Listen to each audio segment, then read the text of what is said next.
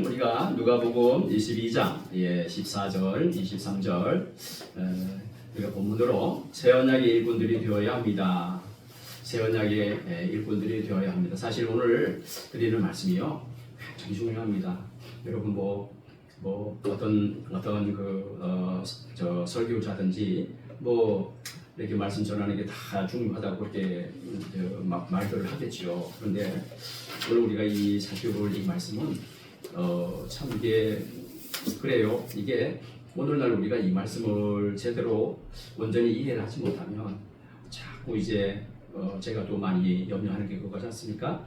율법 신앙에 치부쳐서 뭘 자꾸 나는 날 부족하게 여기고 정죄 의식 속에 빠져서 늘 하나님께 송구스럽고 그게 율법 신앙이에요.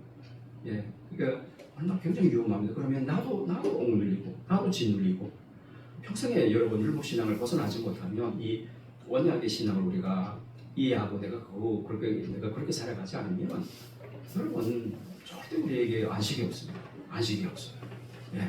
우리가 기도를 하면 얼마나 하나님이 흡족할 정도로 우리가 기도를 하겠고 얼마나 우리가 교회를 위해서 우리가 수고를 하면 그죠?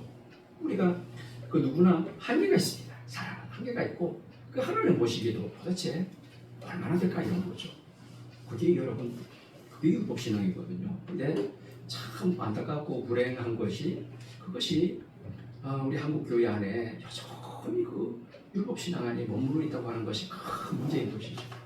우리 교회도 어쨌거나 오늘 이 한 시간 가지고 되는 것이 아니고 일단은 오늘은 그냥 성경을 좀 많이 보려고 그럽니다. 여러분은 성경을 찾을 필요도 없이 그냥 저를 똑바로 제 코를 바라보시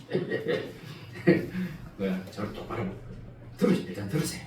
오늘은 듣고 성경 찾아볼 필요도 없고 왜냐하면 이거 한 시간에 가도 되는 게 아니에요.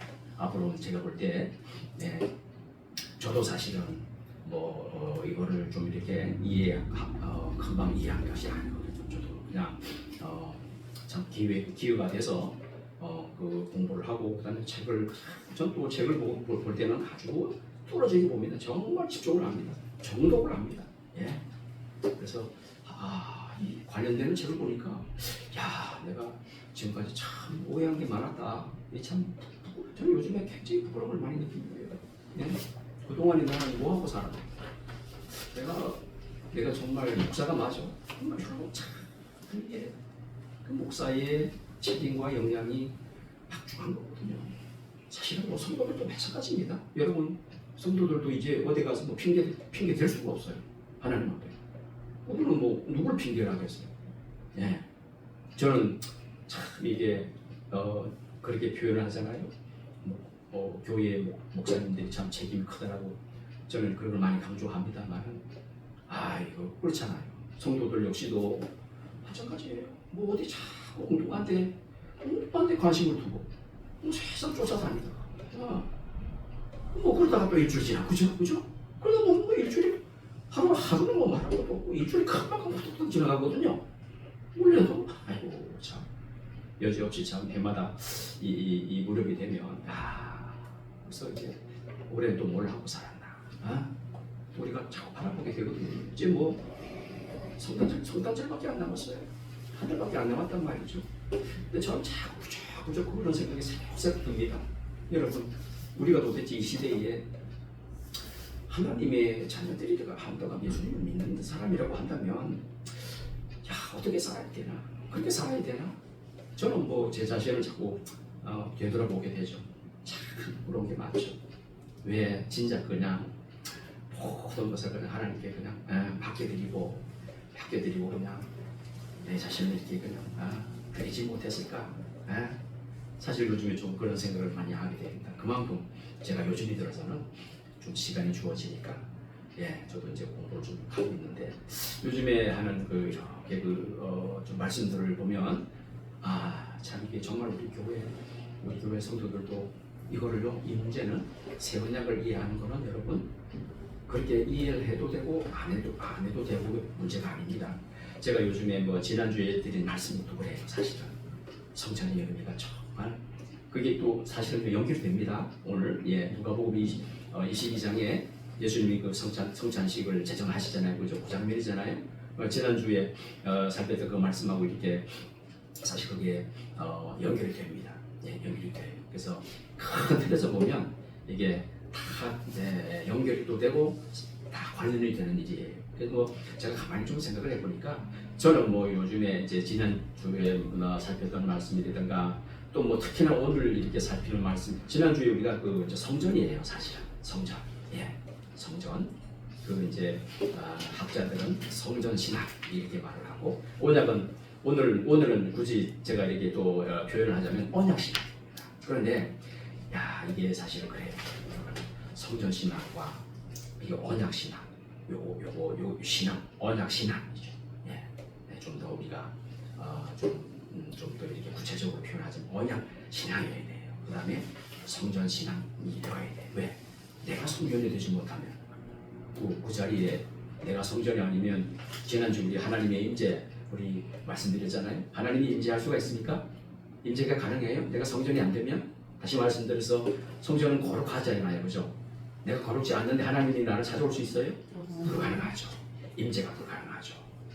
여러분, 근데 우리는 이미 하나님 성전이라고 하는 얘기는, 여러분, 그래서 우리가 자꾸 나는 부족하다고 절대 여러분 그렇게 여기시면 그건 정말 하나님을 모욕하는 거예요. 여러분. 아니에요. 어차피 하나님은 우리 그런 약한 모습 보고 우리 선택하신 것도 아니고, 그걸 또 완벽한 걸 바라시는 분이 아니니까요. 성화를 우리가 오해하시면 안 됩니다. 성화를 어떤 분들은 완전한 성화를 주장을 해요. 완전해요? 어떻게 완전해요? 우리는 참, 그죠? 예수님으로부터, 오늘 말씀도 예수님이 이제 그 십자가 바로 앞둔 그 전날이잖아요. 그 의미를 지금 설명하시는 거거든요. 십자가의 의미. 그게 이제 새 언약 그 말씀하시는 고장면인데, 여러분 우리가 뭐 내가 그죠? 그 모든 것이 하나님 은혜인데, 그러면은 또 이제 우리가 참 시작부터 처음부터 계획부터 창조부터 모든 것이 하나님 은혜고, 또 때가 되면 이제 때가 돼서 구약 성경에 그렇게 이제 그 예언된 예수님, 또 여기 아주 방점이 거기 있어요. 예언된 예수님이셔야 돼. 구약의 성경 하나님 미리 예고를 하셨잖아요. 그죠? 예고를 하고 예언을 하고 숱한 인물들을 통해서, 왕을 통해서 그 숱한 선지자, 제사장, 특히나 또 선지자들이잖아요. 선지자들이 전한 게 그거예요. 선지자들이 전한 게 복과 화를 이렇게 크게 나누면 복과 화인데, 뭐 왜 이스라엘이 화를 당해요? 왜 하나님으로부터 저주를 받고 왜 그러시죠? 하나님께서 원하시는 대로 그야말로 구약 시대 그 율법을 뭐 여러분 못 지켰다기보다는 무시한 결과. 이게 어차피 여러분 구약 성경이라고 해서 뭐 모세를 통해서 율법을 뭐 그렇게 직접 전해 들은들 그걸 어떻게 지키냐고요, 그죠? 마음은 뭐죠? 하나님이 뭐 항상 늘 말씀하시는 게 뭐죠? 너희들의 그 진정성, 마음이 내게서 멀도다 이렇게 지적을 하시잖아요, 그죠? 그게 문제인 것이죠. 그래서 어쨌거나 이제 이스라엘 백성들은, 지난주에 제가 자꾸 그거 말씀을 드려서, 어차피 구약 성경은 실패 역사랑 다 범죄 역사고 안 된다. 그죠? 우리 제가 말씀을 드렸죠. 아람도 안 되고, 노아도 안 되고, 아브람도 안 되고, 다 안 된다. 모세도 안 되고, 다 안 된다.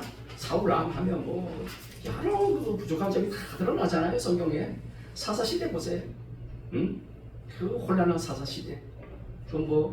그 다윗과 뭐 솔몬 시대 잠깐 이렇게 반짝 이렇게 뭐 부흥하는 것이 있더니 뭐 역시 다윗도 타락하고 솔몬도 실패하고, 그죠? 그렇게 구약 전체 이스라엘의 역사거든요. 그것이 또 우리의 모습이에요. 그러니까 안 된다. 사람은 안 된다. 그래 남은 방법도 하나밖에 없잖아요. 누가 하셔야 돼요? 하나님이 하셔야 돼요. 예수님이신 하나님이 하셔야 돼요. 하나님이 오셔서 하나님이 하시려는데 뭐 불가능한 게 뭐가 있어요? 그 하나님의 방법대로, 하나님의 작전대로, 이미 계획하신 대로, 그죠? 중요한 건 그거죠. 하나님이 뭐 그때 구약 시대나 신약 시대나 그때마다 뭐 즉흥적으로 그냥 이름 좋겠다, 저름 좋겠다, 그냥 뭐 그렇게 하실 분, 실수가 없는 분이 아니고, 하나님은 이미 양문전에 영전에 여러분 온 새 언약입니다만 그걸 보고 여러분 구속 언약이라고 합니다. 그게 뭐예요? 예수님을 통해서 우리를 구원하실 그거를 이미 세상이 만들어지기도 전에 여러분 언약을 맺으셨어요. 여러분 세상이 창조되기 전에도 언약을 하셨으니 그 언약의 당사자가 누구예요? 그때는 누구밖에 없었어요. 세상이 만들어지기 전에 누구밖에 없었어요? 하나님밖에 없었잖아요. 근데 그 하나님 어떤 하나님이죠? 삼위 하나님, 그죠? 삼위 하나님이 그렇게 언약을 맺어요. 하나님 스스로가 당사자가 되셔서, 예, 그게 구속의 언약입니다. 예, 하나님은 그렇게 계획을 하시고 작정을 하시고, 성자 예수님은 계획하신 대로 그대로 성취를 하시고, 또 성령 하나님은 예수님이 성취하신 그 구원의 은혜를 각 성도들에게 때가 되면 분배하고 적용하고 나누어지는 일. 할렐루야. 그게 구속의 언약입니다. 그 이후에 이제 또 어떤 언약을 맺습니까? 세상을 만드시고 아담과 하와하고 이제 언약을 맺으시잖아요. 그 약속이 그거잖아요. 그 약속이 그겁니다. 예, 그 언약입니다. 그러니까 쉽게 말씀을 드리면 언약이라고 그 언약, 약속 이렇게 쉽게 이해하십니다. 하나님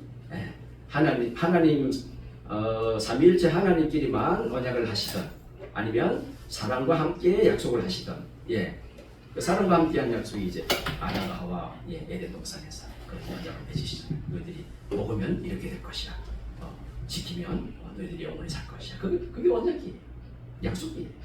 근데 그게 언약이 지켜졌나요? 깨졌죠. 근데 그 이후에도 여러분 아담과 하와와 맺은 그 언약 깨진 이후에도 참 중요한 것이 여러분, 하나님은 우리 지난주에도 제가 그런 말씀드렸는데 포기하지 아니하시고 참 감사하게도 사실은 아무 변명의 여지가 없다고 제가 말씀을 드렸잖아요. 근데 우리는 하나님 앞에 여러분 그런 관계입니다. 이걸 우리가 유념해야 됩니다. 하나님 앞에 우리는 그저 나의 연약함과 나약함을 하나님을 애통해하고 그거 하나님께 송구스럽게 여기고 그렇게 기도하는 것이지 우리가 하나님 앞에 그러니까 타다가 없어요. 말 타다지도 못해. 우리가 본디 이제 그런 존재로 이제는 세상 그 이후로 세상에 큰 인류가 그렇게 태어나기 때문에 그런 존재로 태어난 이상은 방법이 없죠. 예, 하나님에게는 늘 그 대표의 원리라고 말씀드렸죠. 바로 그 대표의 원리입니다. 대표의 원리가 언약의 원리입니다. 언약의 원리는 대표의 원리입니다. 예, 하나님 편에서, 하나님 편에서, 그다음에 인간의 편에서 각 대표가 아담이 이제 대표가 되는 거잖아요. 인간의 대표가. 우리 대표의 원리 배웠잖아요. 로마서에. 근데 제일 대표가 된 인류의 우리 조상이었던 아담과 하와는 실패하고 언약을 깨어버렸지만은, 그 다음에 이제 두 번째 마지막 아담이신 누구라 그랬죠?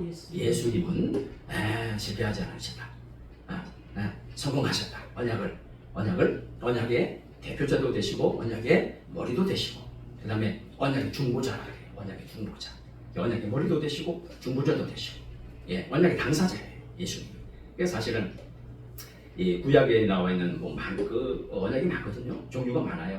그러니까 각 시대마다 하나님 이제 그 불러주신 인물들이 있잖아요. 지난주 살 때도 우리 그 누구의 노아, 그죠? 아브라함이 이제 등장하기 전에 노아가 등장을 하죠. 노아하고 또 언약을 맺으시고 또 깨져요. 그러면 이번에 아브라함을 부르시고 아브라함과 또 언약을 맺으시고, 이게 언약이라고 하는 것이 그거예요. 너로 말미암아서 하나님의 은혜죠. 사람이 할 수 있는 건 아니고 하나님께서 이렇게 주도적으로 그런 각기 그런 시대의 인물들을 통해서 예를 들어서 노아라든가 또 아브라함이라든가, 그 다음에 또 누가 나옵니까? 모세잖아요. 모세 족장은 그죠? 3대 족장, 요새까지 포함하면 4대 족장 이렇게 해서 또 이제 족장도 그 뒤에도 많이 부르잖아요. 다윗이라든가. 그러니까 이게 각 인물들 부르실 때마다 하나님이 언약을 맺으세요. 근데 그게 그 언약이면 다른 언약이 아니에요. 실상은 그 내용은 동일해요. 과거에 이미 아담과 맺었던 그 언약과 연속선상이에요. 그게 그러고 그냥 이렇게 이어지는 거예요. 그래서 아브라함을 통해서 하나님 부르실 때에 너를 통해서, 그죠? 비슷하거든요. 예. 그게 여러분 사실은 지난주에는 제가 이걸 이제 성전신학적으로 제가 설명을 드렸고, 이제 오늘은 이 언약적으로 이제 설명을 드리자면은 이미 그 아담 그다음에 노아 언약을 이제 아담에게 맺은 언약을 여러분 행위 언약이라고 이렇게 부릅니다. 뭐냐 행위가 강조가 돼. 이게 뭐 행위라고 해가지고 하나님 은혜가 없는 건 아니고 행위라고 하는 것이 뭐죠? 아담이 그것을 지키면 어떻게 돼? 언약의 그 상을 받아 먹을 수 있는 거고, 그죠? 지키지 않으면 어떻게 되는 거죠? 반대로. 반대로 그러면 그 온갖 규정이 있습니다.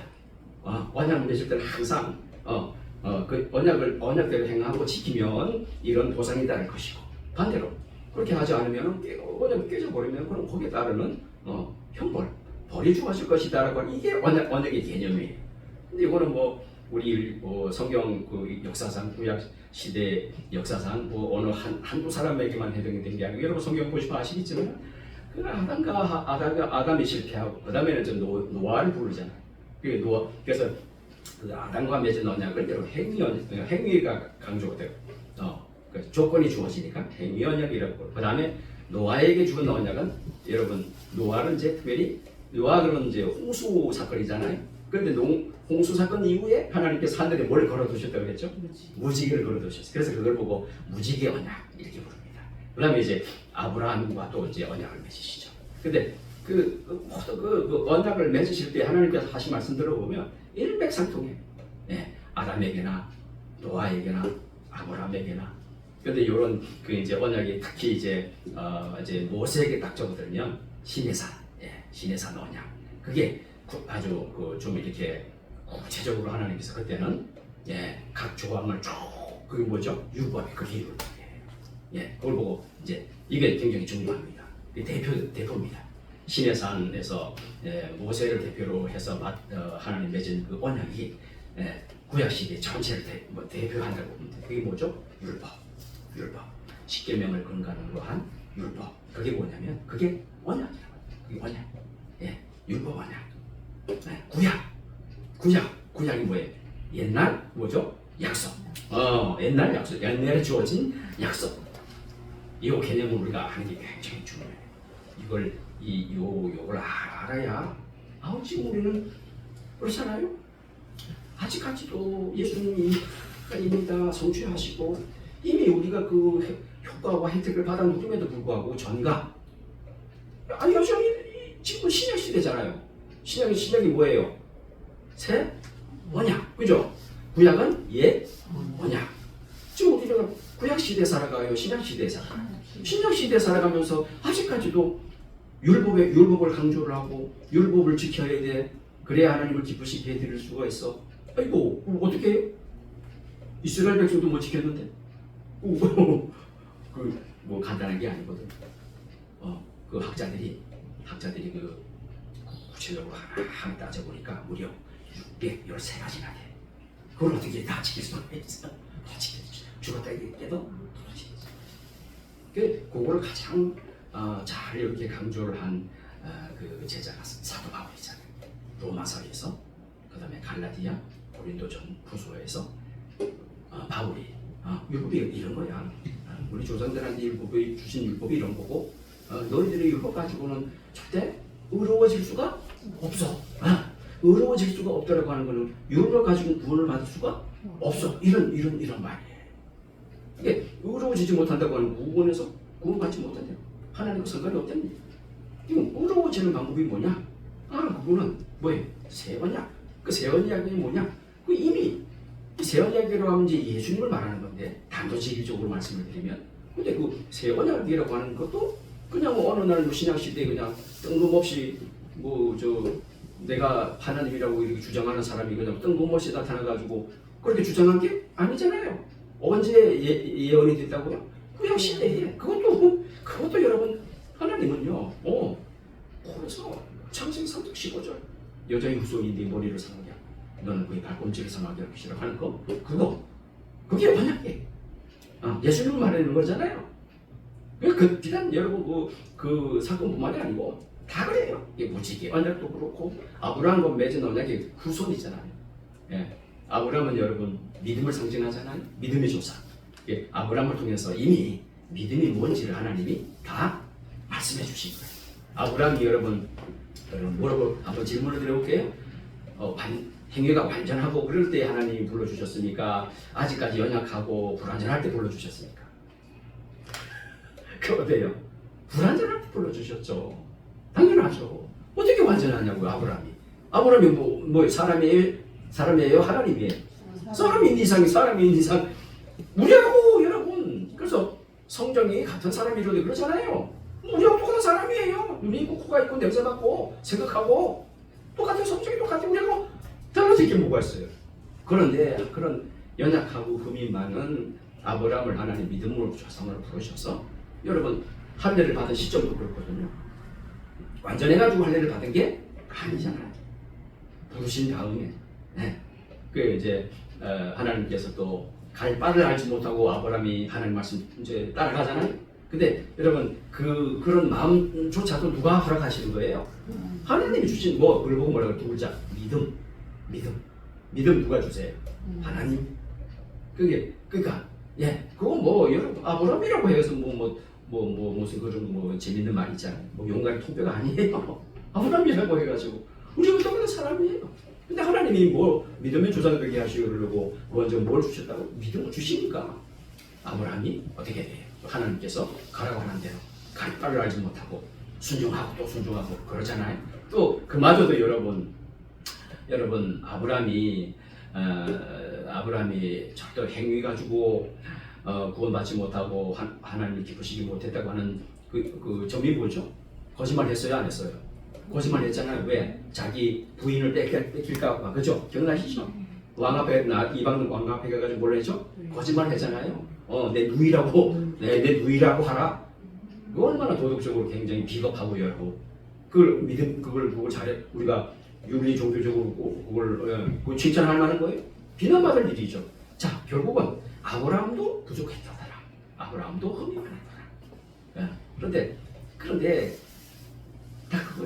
그마저도 하나님께서 주신 그 믿음을 가지고 아브라함이 여호와를 믿으니 하나님이 어떻게 여기셨더라? 의로 여기셨더라. 할렐루야. 그럼 오늘하고 똑같아요? 틀려요? 똑같죠. 우리하고 원리가 똑같아요. 그러니까 구약시대도 믿음으로 구원을 얻은 것이지 구약시대라고 해가지고 여러분 율법을 완전히 지켜서 의로워진다. 이거는 있을 수도 없는 일이고 또 애초부터 하나님 그걸 의도하신 것도 아니고 그것도 아니에요. 거기에 대해서는 여러분 사도 바울이 잘 말하고 있잖아요. 율법은 죄를 드러내는 것이야. 우리 연약함을 드러내는 것이야. 몽학선생, 초등교사, 초등학교 교사. 누구한테로 인도해요? 예수님한테로 가세요. 안 돼요. 예수님한테로 가세요. 할렐루야. 그 역할을 구약시대에 시내산에서 이스라엘 백성이 받은 모세가 중보 중재 역할을 해서 이제 대신 받았잖아요. 시내산 꼭대기에 올라가가지고 지난주에 말씀드렸잖아요. 그때 그게 구약을 대표하는 거예요. 구약은 율법, 율법 신앙. 그러니 여러분 지난번에도 말씀드렸잖아요. 율법 받을 때 어떤 비극이 일어났다고 그랬죠? 그때 바로 그 당일날 몇 명이 죽었다고 제가 말씀드렸잖아요. 몇 명? 3,000명 죽었다고 말씀드렸잖아요. 율법 받은 날 기억나시죠? 대조가 돼요. 근데 율법을 받은 날은 그날 바로 그 당일날 이스라엘 백성들이 막 그냥 오랫동안 모세가 시내산 위에서 내려오지 않으니까 야 모세 죽었다. 야 우리를 인도할 신이 있어야 되지 않겠냐? 하나님이 있어야 되지 않겠냐?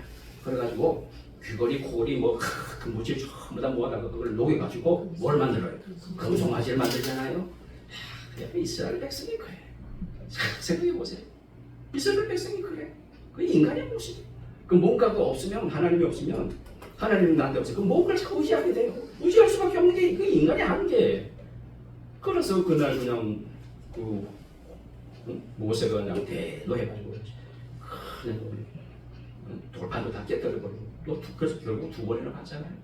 그래도 깨뜨린 그거 돌판을 다 그거 가로로 빻아가지고 그냥 아주 그냥 물에 타가지고 입에 먹으라고 막 그렇게 어쨌거나 그때 그 사건 때문에 하나님이 진노하셔가지고 레위인을 통해 가지고 무려 그렇게 시키잖아요. 레위인을 통해서 저 사육해버리라. 저거 다 제거해버려라. 우리가 30명도 아니고 300명도 아니고 3,000명이 그냥 죽었대잖아요. 그러니까 이게 그 분위기가 아니라 분위기도 참 우리가 읽는 게 중요한데, 율법을 받으면 뭔가가 기쁘고 즐겁고 막 영광에 살아 이래야 정상이지 않겠어요? 우리가 생각할 때 얼마나 하나님이 율법을 주신 날이 굉장히 그랬던 거 아니에요? 백성들도 기쁘고 모세도. 그런데 그 한번 본문을 읽어보세요. 분위기가 으시시하잖아요. 막 그냥 산에 막 화염이 충천하고 막 하나님 막 나팔 소리가 들리고 지진이 터지고, 그 백성들이 그 광경을 밑에서 목도하는 백성들이 어떨까요? 얼마나 두렵고 무섭겠어요. 그 산 위에서 지뢰산 위에서 막 그냥 연기가 피어오르고 그러니 얼마나 두렵겠어요. 그게 율법을 말해주는 거예요. 율법의 한계. 그걸 상징하는 거예요. 그리고 3,000명이 죽었던 거 있잖아요. 3,000명 죽은 것도 결국은 여러분 그 율법 가지고 된다는 얘기입니까? 안 된다는 얘기입니까? 안 된다는 그걸 말해주는 거예요. 그걸 말해주는 거예요. 율법은 아주 두려운 것이고 무서운 것이고 애초부터. 그런데 여러분 우리가 대조되는 사건이 있지 않습니까? 신약에 접어들면 그렇게 해서 구약 시대가 다 지나가고 예수님 약속하신 대로 언약하신 대로 오셨잖아요. 예수님이 이제 십자가에서 구약 시대뿐만 아니라 오늘날 우리의 시대까지 다 아울러서 다 통틀어가지고 하나님의 자녀들을 위해서 죽으셔가지고 다 이루셨잖아요. 새 언약의 중보자가 되셔서 새 언약의 머리가 되셔서 누가? 예수님이. 그런 이후에 사도행전 바로 2장이잖아요. 자, 그 2장이 뭐냐면 성령 강림 사건인데, 여러분 성령이라고 하는 의미가 그겁니다. 살려주는 영, 그 다음에 예수님의 영, 기억나게 하는 영. 할렐루야. 누가 와야 돼요? 성령이 와요. 성령이 오기 전에는 사실은 죽은 사람이, 성령이 임하지 않으면, 성령이 오셔야 예수님을 우리가 믿을 수도 있고 받아들일 수도 있고 복음이 이해가 되고 복음 받아들이고, 그게 성령이 하시는. 그 이제 사도행전 2장에 우리 지난번에 살폈잖아요. 그날 아주 완벽하게 이렇게 대조가 됩니다. 그날은 3,000명이 성령 받고 베드로 그 아주 강력한 설교를 통해서 회심을 하고, 그날 몇 명이 구원받았다 그랬죠? 예, 놀랍습니다. 정확하게 일치가 3,000명이구나. 3,000명이 구원받은 날이에요. 자, 그러니 성령이 하시는 거예요. 성령이라고 하는 건 새 언약이 약속하는 거예요. 예, 그래서 우리가 드디어 부유한 우리가, 주연되었던 우리가 예수님의 그 새 언약 그거잖아요. 오늘 말씀 보니까 누가복음 22장에 이제 예수님 바로 이제 끌려가서 십자가에 달리기 전날이잖아요. 예수님이 아주 그날을 딱 그냥 아주 그날 그 새 언약의 의미, 신약의 의미, 십자가의 의미가 뭔지를 제자들에게 딱 이렇게 가르쳐 준 것이 여기 오늘 본문에 누가복음 22장 14절 23절 새 언약 본문. 이거는 가장 확실해요. 사실 우리가 지난번에 살폈던 성찬에 관해서 살피면서 우리가 사도 바울이 고린도 11장인가요? 거기서도 내가 받은 것은 주께 받은 것, 내가 너에게 전하는 것은 주께 받은 것이니, 이렇게 하면서 바로 이때를 얘기하는 거죠.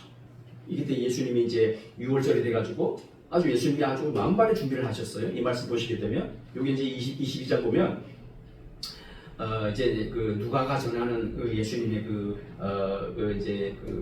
기사인데 22장이 무지하게 길어요. 무지하게 깁니다. 그런데 여기 이제 22장 요 14절에서 23절까지는 이제 예수님이 마지막 만찬이잖아요. 그죠?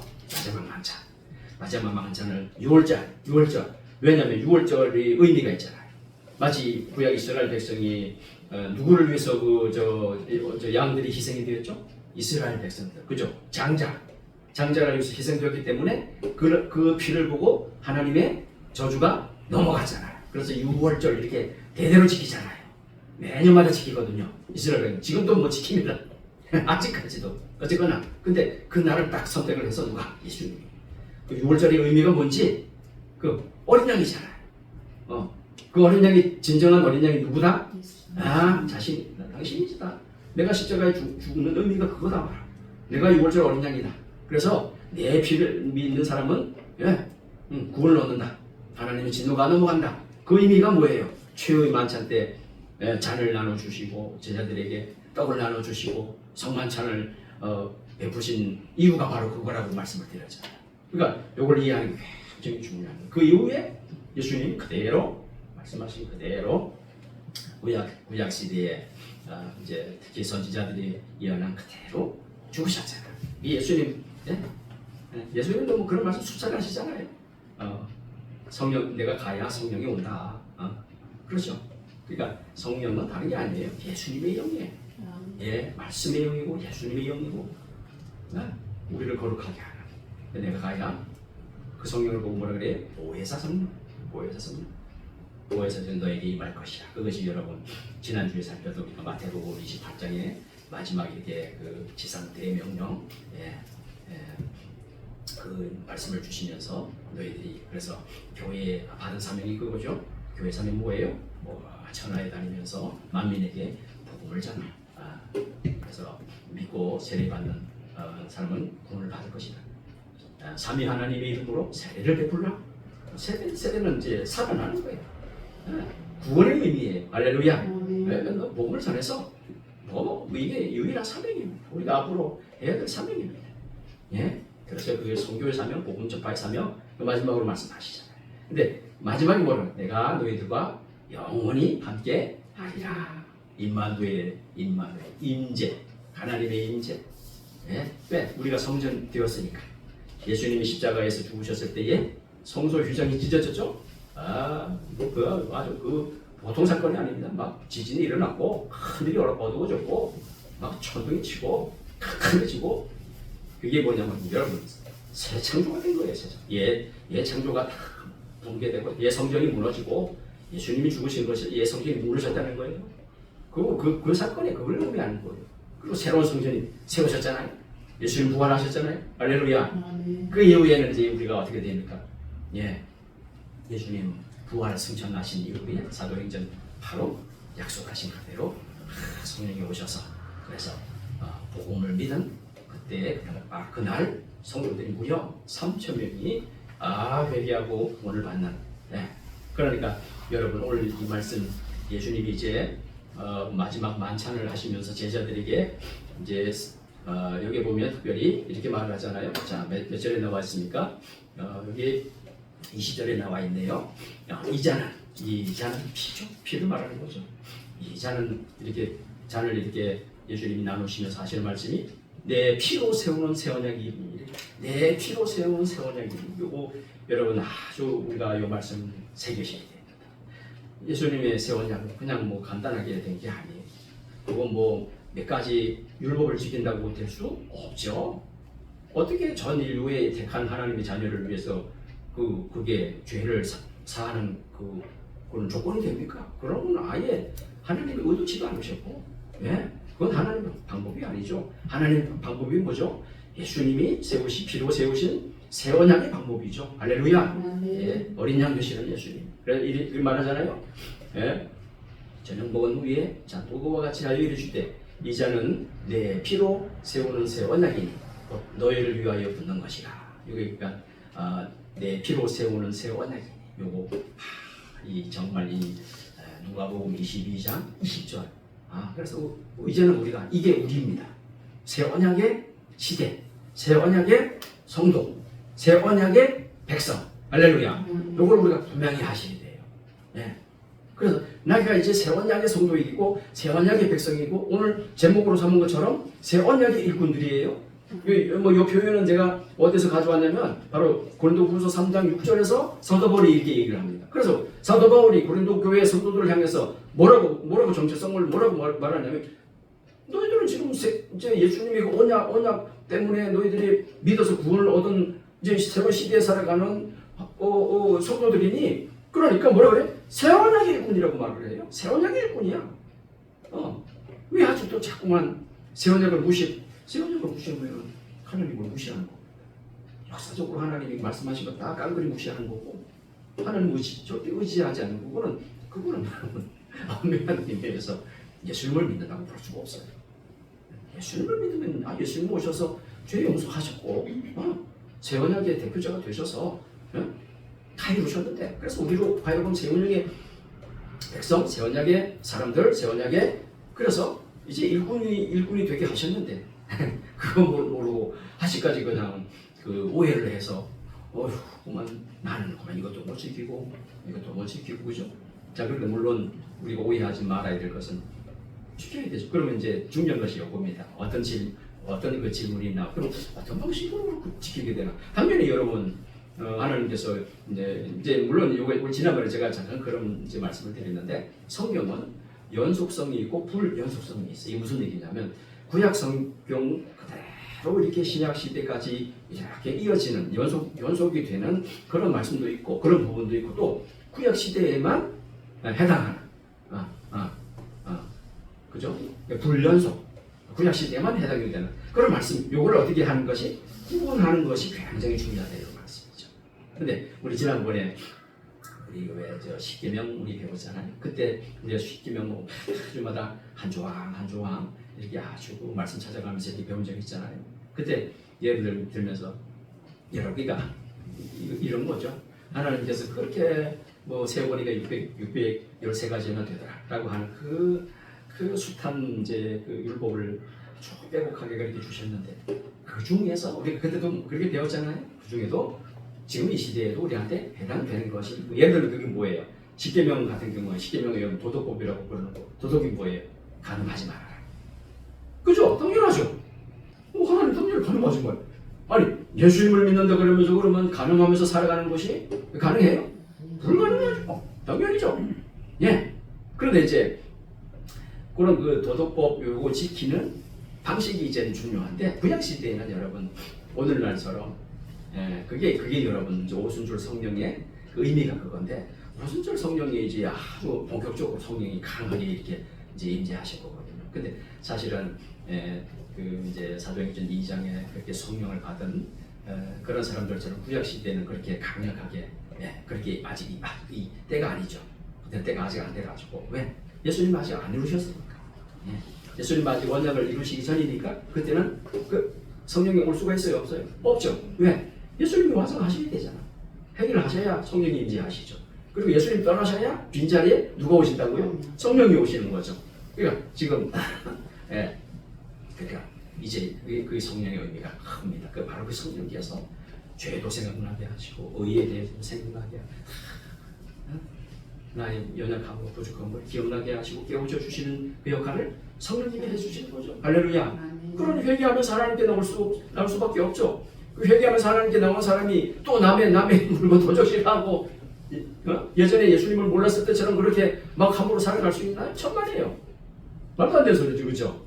일단 중요한 거는 이제 새 언약의 일꾼은 신약 시대에는 구약 이스라엘 백성처럼 율법 조문 따져가면서 사실 불가능하잖아.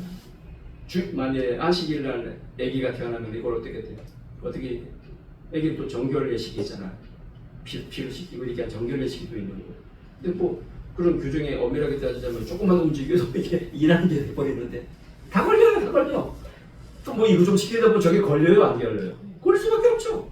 이게 그냥 뭐 그냥 이게 다 그냥 뭐가 있죠? 결국 뭐라 그러죠? 도처에 닫힌 거고 있어가지고 또 어디를 빠져나가지 못해.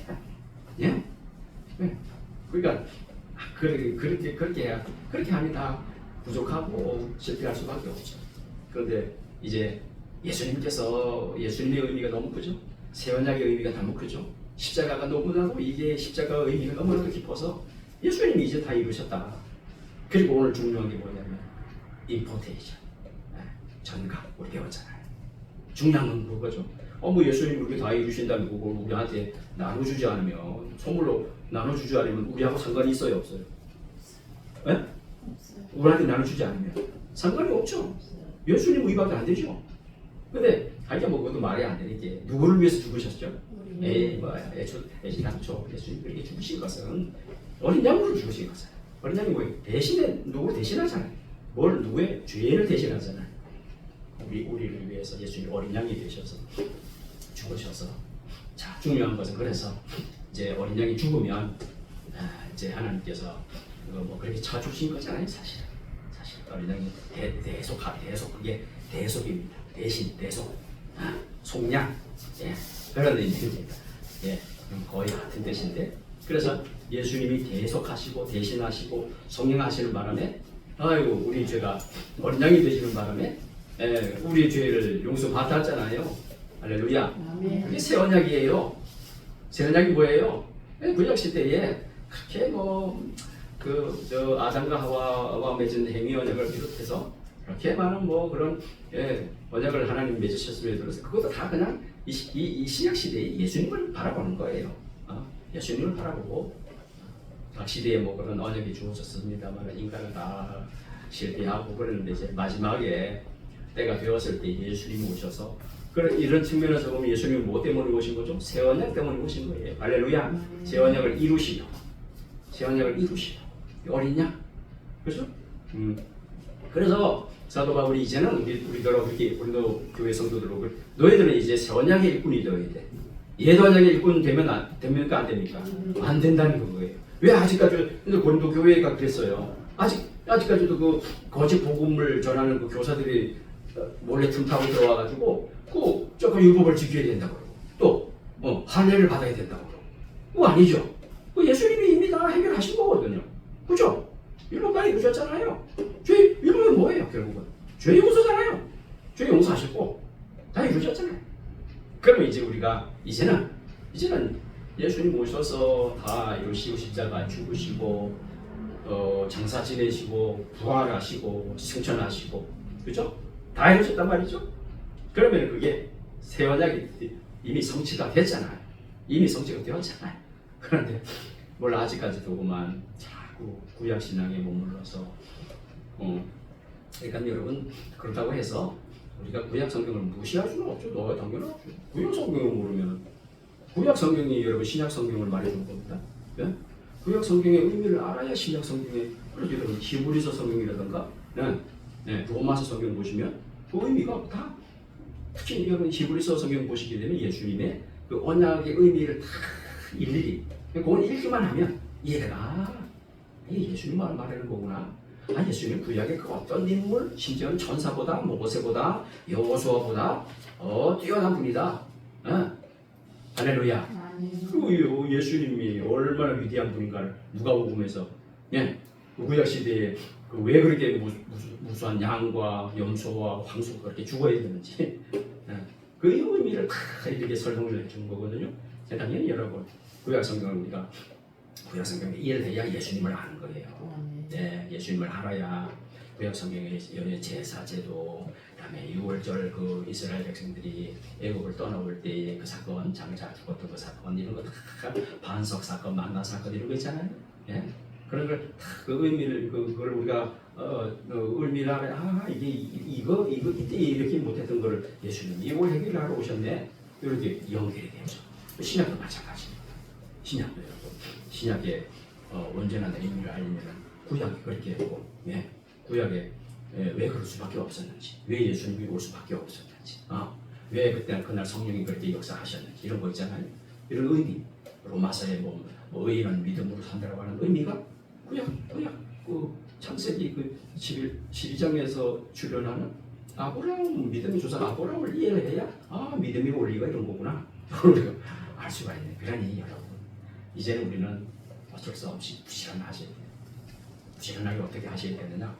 여러분 우리가 이런 새 언약의 성도가 되었는 이 영광스럽고 이 위대한 이제 신약의 의미는 우리가 구약 시대에 태어나지 않고 오늘 이 시대에 이미 예수님 다 완성하신 이후에 우리를 성령께서 불러주셔가지고 그냥 믿기만 하면 예수님의 대속의 은혜 원장 되시는 예수님의 그 속죄의 은혜를 우리한테 그냥 그대로 넘겨주니 우리가 그거 믿기만 하면 정감, 임포테이션, 정감 이 정가의 은혜가 얼마나 큰지 모릅니다. 그죠?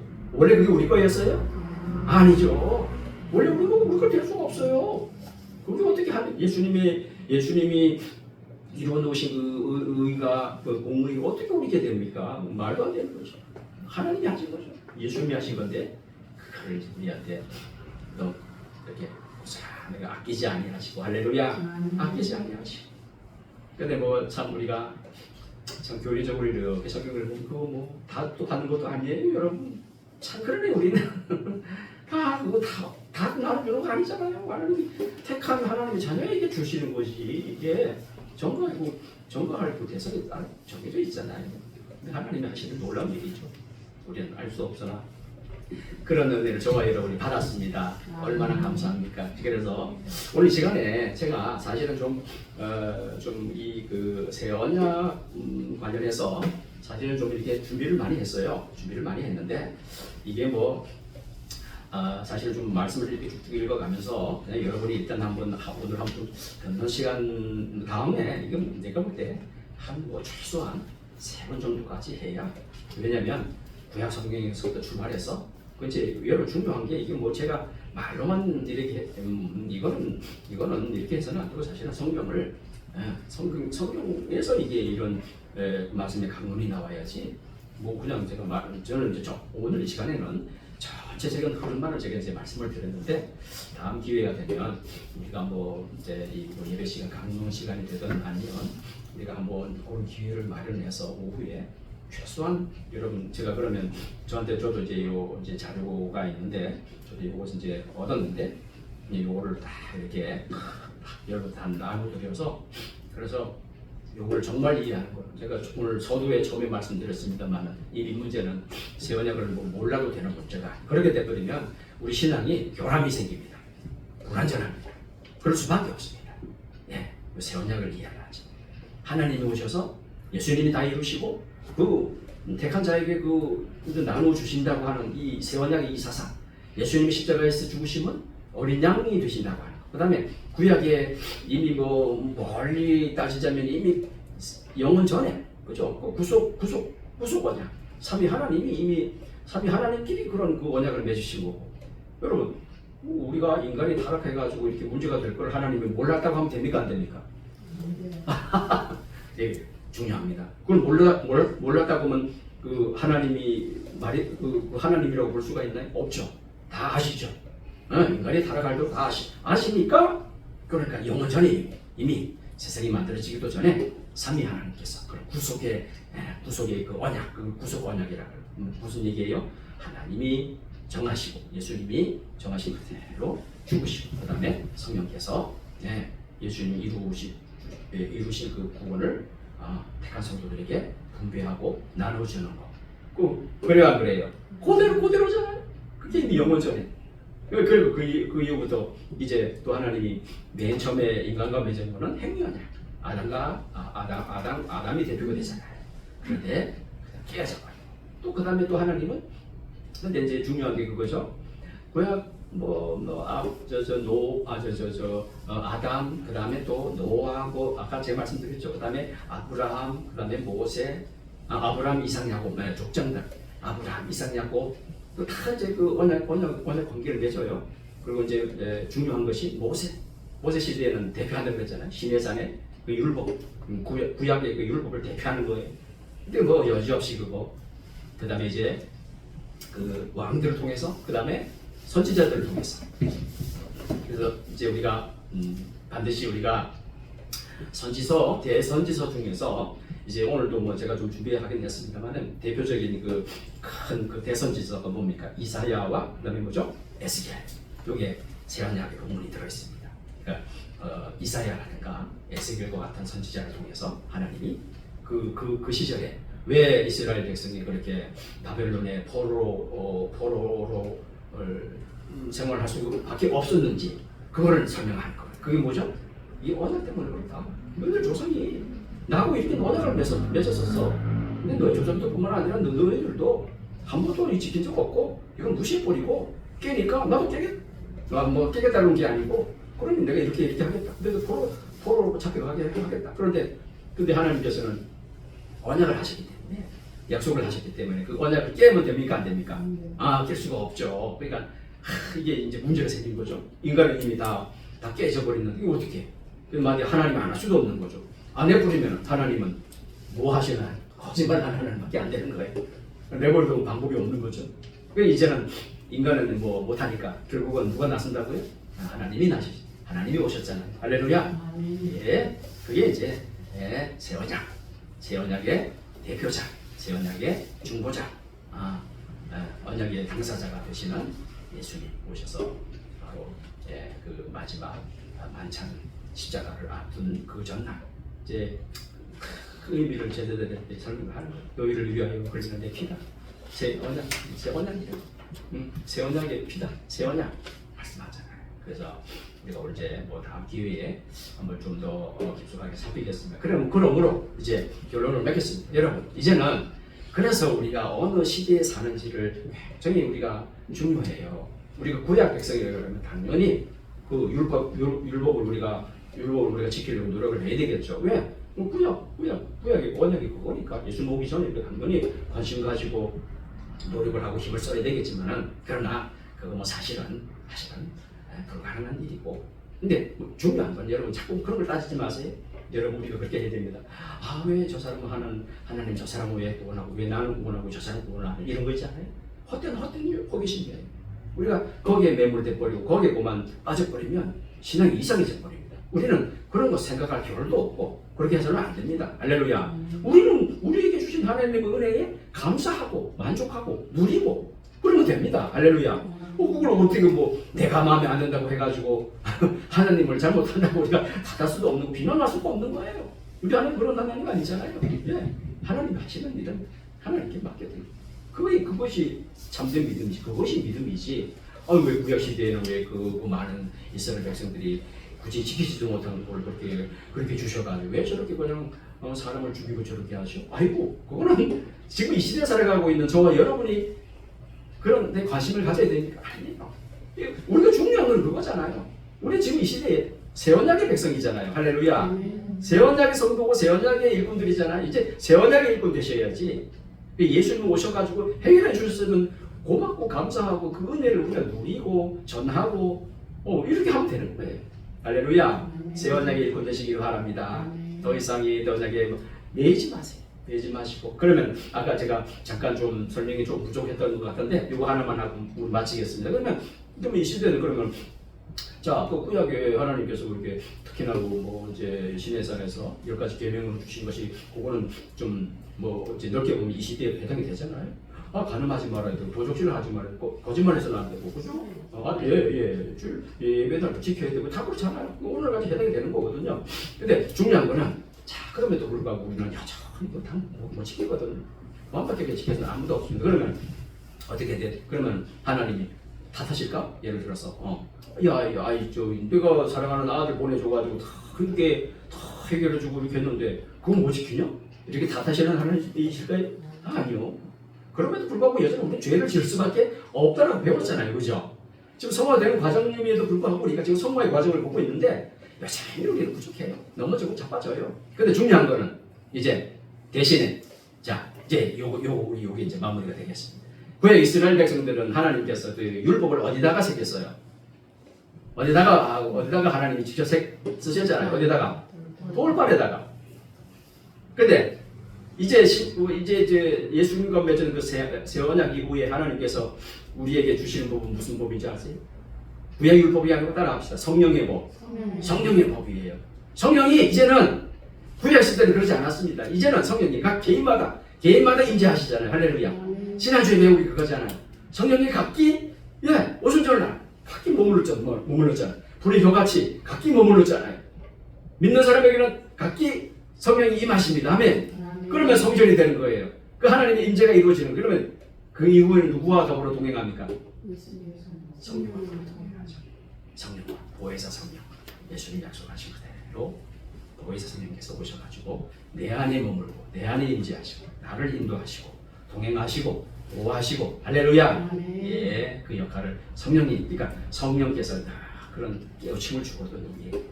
내가 뭘 좀 잘못하면 죄의식도 넓게 보면 성령께서 깨우치시니까 너 이렇게 살아도 되겠냐? 예수님 은혜 좀 생각해봐. 예수님 그 십자가에서 6월절 어린 양이 되셔서 새 언약을 이루시고 너를 위해서 그렇게 죽으셨는데 희생하셨는데 그렇게 살아. 이제는 새 언약의 성도처럼 성령의 복을 너가 살아야지. 이렇게 말씀하시는 겁니다. 할렐루야. 그래서 성령께서 성령의 열매가 있어요, 없어요? 성령의 열매 있잖아요. 갈라디아에 나와 있는 성령의 열매. 사랑과 희락과 화평과 오래 참 자비 양성 충성 온유 절제기죠. 여러분 이 성령의 열매 맺을 수밖에 없어요. 온전한 성도라면. 할렐루야. 이 온전한 성도라고 하는 것은 새 언약을 알아야 돼. 새 언약을 알아야 온전한 성도가 되지. 요 의미를 몰라버리면 예수님을 모른다는 얘기고, 예수님을 모른다 그러면 이거는 뭐 예수님을 믿는다라고 볼 수가 없는 거예요. 신약 성도라고 새 언약의 일꾼이라고 볼 수가 없는 거예요. 그러니 사랑하는 여러분, 우리가 이제는 옛 언약이 묶이는 것이에요. 이거 중요한 것입니다. 앞으로도 배워야 됩니다. 새 언약 일꾼 되시기를 바랍니다. 새 언약의 일꾼, 저와 여러분. 새 언약의 일꾼이라고 하는 것이 이제 다른 게 아니고, 이 새 언약에 대해서 우리가 이제 복음을 전하고, 기회 되면 우리도 먼저 여기에 대해서 더 배우셔야 되고 이렇게 하셔서 이제 이 시대에 하나님이 원하시는 성도는 새 언약의 일꾼이지, 새 언약의 성도, 새 언약의 사람들이지. 여러분, 이거 몰라버리면 안 되니까 앞으로 또 기회가 주어지면, 우리에게 기회가 주어지면 보다 더 우리가 좀 이 말씀을 좀 배우고 익혀서, 그래서 정말 늘 정죄의 의식에 빠져서 그냥 뭐 자꾸 이게 약해지고 나약해지고 심을 빠지고 이러는 것이 아니고, 우리가 새 언약의 일꾼 요걸 이해하시면 여러분 자유함, 드디어 비로소 자유함을 얻을 수가 있어요. 자유롭습니다. 그렇다고 해서 또 우리가 오해하지 말아야 돼. 함부로 살아가는 거 아니죠? 내 마음대로 울 수가 없다고 말씀드렸잖아요. 왜? 성령의 사람이 어떻게 그럴 수가 있나요? 성령과 함께 성령에 사로잡혀서 성령의 법을 따라, 할렐루야. 그렇게 우리가 자유하면서 기쁨으로 살아갈 수가 있기 때문에 믿습니다. 아멘. 예.